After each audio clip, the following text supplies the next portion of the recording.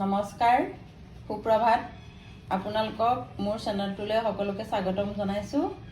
এইটো অমিতা দেখিছে, অমিতা সকলোৱে চিনি পায়। অমিতাৰ পৰা বিভিন্ন ধৰণৰ ব্যঞ্জন বনাব পাৰি, সকলোৱে জানে।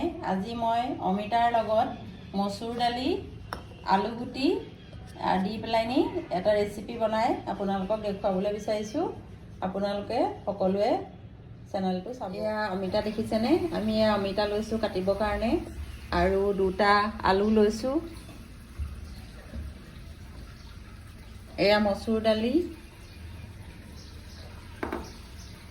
তাৰপিছত তাত ব্যৱহাৰ কৰিবৰ কাৰণে পিঁয়াজ, আদা, নহৰু, জলকীয়া, নিমখ, হালধি, ধনিয়া, কালজিৰা আৰু আজওইন এইকেইটা বস্তু লৈছোঁ। তাৰপিছত আমি এতিয়া পাচলিখিনি কাটি ল'ম। অমিতা কাটিবলৈতো সকলোৱে বেয়া পায়। এতিয়া অমিতা কটাৰ আগতে আমি হাতত অকণ মিঠাতেল ঘঁহি ল'ম। তাৰপিছত আমি পাচলিকেইটা কাটি লৈ পেলাইনি বনাবলৈ চেষ্টা কৰিম। আমি গেছটো জ্বলাই লৈছোঁ। জ্বলাই লৈ কেৰাহীখন দি লৈছোঁ। কেৰাহীখন গৰম হোৱাৰ লগে লগে আমি তেল দি দিম। তেল আমি কম পৰিমাণে দিছোঁ, অধিক তেল দিয়া নাই। ইতিমধ্যে আমি এতিয়া তেল গৰম হ'লত পিঁয়াজখিনি দি দিছোঁ।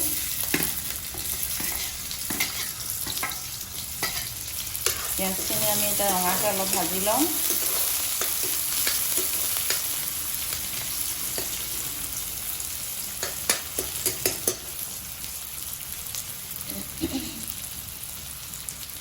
পিঁয়াজখিনি এতিয়া ৰঙচুৱা হৈছে। এতিয়া আমি আদা নহৰু দি দিম আৰু দুটা শুকান জলকীয়া দি দিছোঁ। কালজিৰা অকণ আমি দি দিছোঁ। তাৰ লগতে আমি দিছোঁ আজওইন অকণো দি দিছোঁ লগতে। দি পেলাই আমি অলপ ভাজি ল'ম।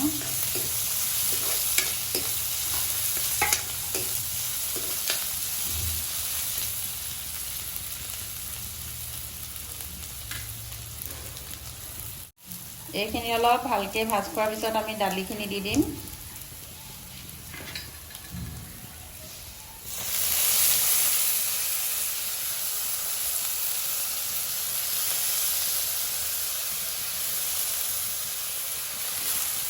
এতিয়া দালিখিনি ভালকৈ অলপ ভাজি ল'ম। তাত আমি প্ৰয়োজন অনুসৰি নিমখ দিম।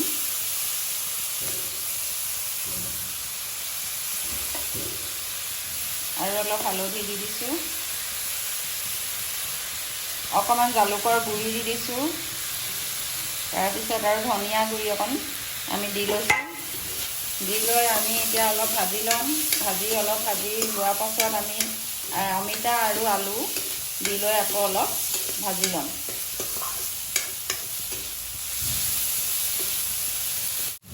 এতিয়া আমি দালিখিনি অলপ ভাজি লোৱাৰ পিছত এয়া কাটি থৈছোঁ অমিতা আৰু আলু, এইখিনি আমি ইয়াত দি দিম।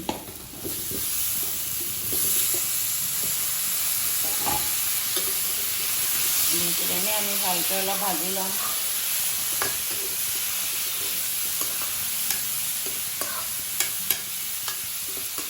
অলপ ভাজি লোৱাৰ পাছত আমি কম পৰিমাণে অকণমান গৰম পানী দি দিম।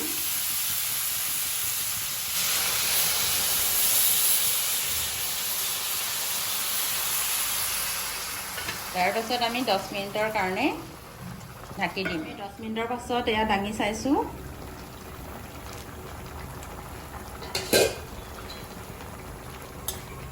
দালিখিনি প্ৰায়ে সিজিছে আৰু অমিতা আৰু আলুখিনি সিজিবলৈ বাকী আছে।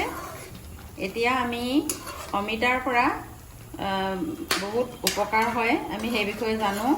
অমিতা খালে মানে আমাৰ গেছ এচিডিটিৰ পৰা আমি বাচি থাকিব পাৰোঁ। আৰু তাৰ উপৰিও আমাৰ বদহজমি তাৰ আমি বাচি থাকিব পাৰোঁ। আমি অমিতা সকলোৱে সেইকাৰণে খাব লাগে। অমিতা আমি গাঁৱৰ জেগাত সাধাৰণতে আমি অমিতা পাওঁৱেই, আৰু টাউনৰ জেগাতো অমিতা আমি কিনিবলৈ পাওঁ। অমিতা কিনি আনি আমি সকলোৱে বনাই খাব লাগে। আপোনালোকেও বনাই খাবলৈ চেষ্টা কৰিব। আৰু আমি 10 মিনিট ঢাকি দিম। 10 মিনিটৰ পাছত আমাৰ সম্পূৰ্ণকৈ অমিতা আৰু আলু সিজি যাব। তেতিয়া আমি পৰিৱেশন কৰিব পাৰিম। এতিয়া 5 মিনিটৰ পাছত আকৌ দাঙি চাইছোঁ। চাওকচোন কালাৰটো কেনেকুৱা হৈছে বাৰু। ধুনীয়া হৈছেনে?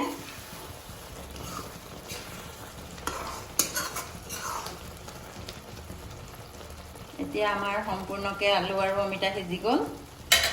এতিয়া আমি অকণমান ধনিয়া ছটিয়াই দিছোঁ।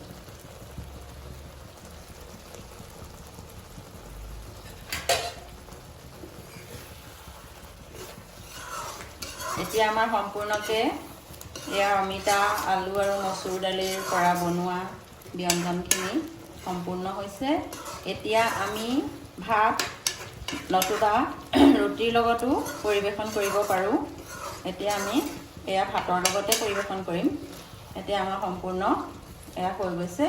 এতিয়া বৰ্তমান আমি অকণমান ঢাকি থৈছোঁ। স্লিমটো পৰিৱেশন কৰিবলৈ লৈছোঁ। ভাত, তাৰপিছত আৰু দালি, আলু, অমিতা বনোৱা ব্যঞ্জন, এখন লগতে পাপৰ লৈ লৈছোঁ আৰু তাৰ লগতে আচাৰ অকণ লৈ ল'লে ভাল লাগে খাবলৈ। সেইকাৰণে আচাৰ অকণ বগৰী আৰু আমলখি আচাৰ অকণো লৈ লৈছোঁ। আমি এতিয়া এয়া পৰিৱেশন কৰিম। আপোনালোকেও এনেদৰে বনাই খাই চাবচোন আৰু